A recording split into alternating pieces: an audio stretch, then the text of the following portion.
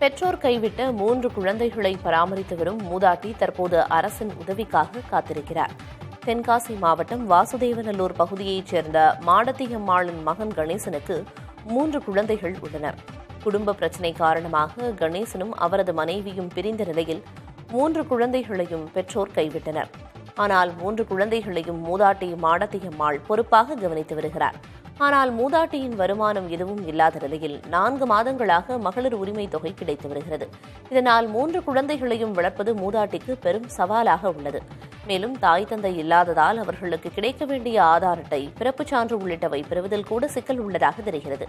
இதனால் 3 குழந்தைகளின் படிப்பிற்கும் மாவட்ட நிர்வாகம் உதவ வேண்டும் என மூதாட்டி மாடத்தியம்மாள் மற்றும் சமூக ஆர்வலர்கள் கோரிக்கை வைத்துள்ளனர்.